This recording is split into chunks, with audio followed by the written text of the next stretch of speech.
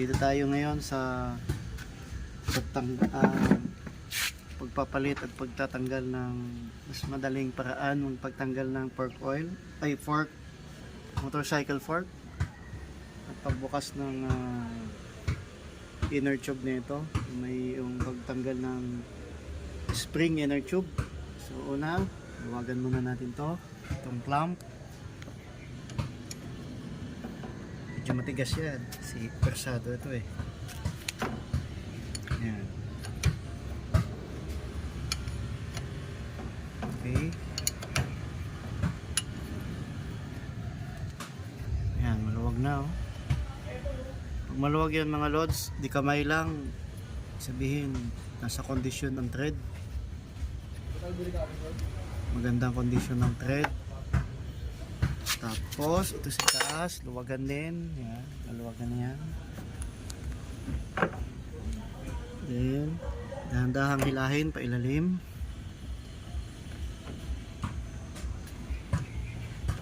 Kailangan itong nasa ibabaw ay hindi totaling disengage siya sa thread.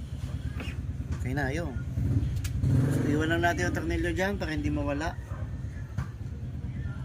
Tapos habang hinihila natin pa ilalim, inisa natin yan para hindi kumalso sa clamp nung butterfly. Butterfly kasi ito eh. Oh, hindi nalipad.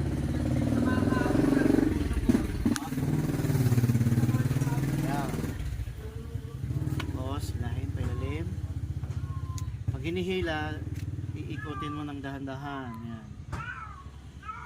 Huwag diretsong hila. Dahan-dahan.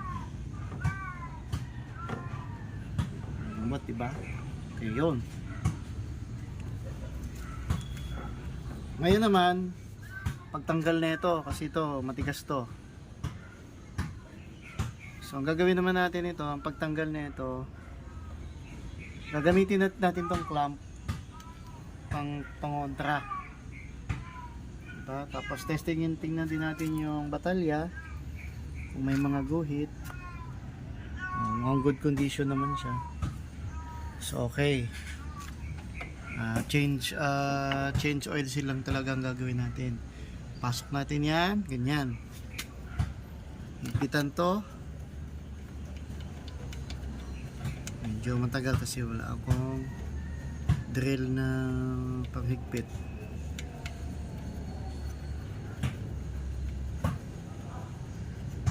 Yung higpit nito hindi masyadong mahigpit kasi pag yumakap talaga yan, talagang higpit na higpit.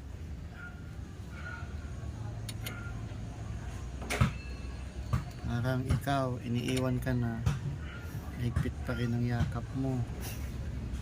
Ayan. Okay. Sunod, dito na tayo sa baba kasi ito yung main natin. Tatanggalin natin yung inner tube spring. Yan. So counterclockwise, ganyan. Lambot kasi nakalak ng dyan hanggang sa ano niya yan, hanggang sa hanggang bumitaw yung yung relasyon nyo. Yan.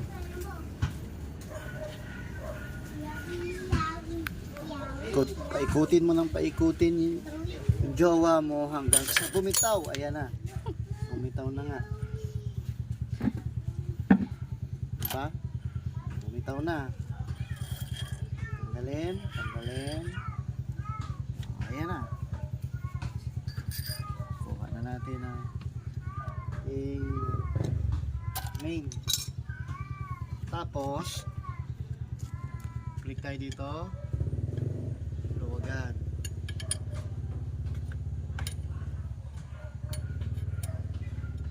Luwagan nyo yan. Huwag nyo natanggalin yung tornilyo para hindi magkandawalaan. Yan. Tapos balik mo na ng konti yung kabila. Gawin din ito sa kabila, ganon din, same lang.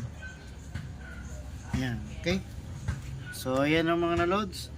Tanggalan natin yung spring. yung laman ng buong inner tube. Mas madali na hindi mo na kailangan ng gato. Okay, bye.